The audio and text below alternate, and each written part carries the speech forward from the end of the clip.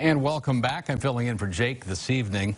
The Michael Jordan documentary is, of course, filling our sports needs these days. But Adam Rosow went deep into the archives to bring back a time when Michael Jordan was a big deal here in Iowa. On 3, 1, 2, 3. The Celebrity Pro-Am kind of fueled the Quad Cities Open through the early Oakwood years. A struggling golf tournament trying to stay afloat. Had a Wednesday for the ages in 1985. We were actually his first Pro-Am. Because of an up-and-coming basketball star. During the summer, I'm playing a lot because I wanted to get away from the game of basketball for a while.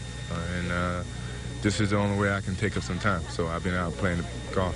Michael Jordan had just won the NBA's Rookie of the Year when he came to the Pro-Am.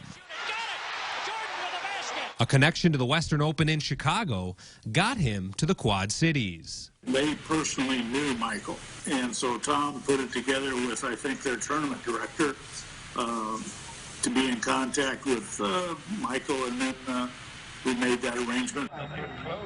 Craig DeVrieze covered the tournament for the Moline Dispatch. I'm sure he didn't know what he was getting into. Moline, Illinois, Coal Valley, Illinois. Sure, I'll take whatever, 15 grand to go down and play a round of golf. Dozens of autograph seekers met Jordan at the airport. His following became a throng of people by the time he got on the course. He'd never played before crowds like that, and he was just kind of intimidated, in fact, by having galleries lined up alongside him. 20,000 fans showed up here to Oakwood to get a glimpse of Jordan. It would be his only appearance at the Quad Cities Open. He had said, I'll be back the next year. And then when we were talking to him, he said, I can't do it. Hardee's became the event's sponsor. Jordan had signed with McDonald's. 10 years later, when Hardee's dropped out, I had called and said, you made the phone call, haven't you? You got to get a hold of Michael. He promised he'd be back. I think the Classic at that point was more than happy to trade, a Wednesday with Michael Jordan for 9 years of real title sponsorship, because that ended up being the bridge that ultimately carried them to the John Deere Classic.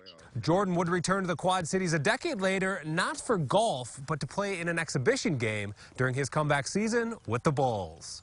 Reporting from Coal Valley, I'm Adam Rosow.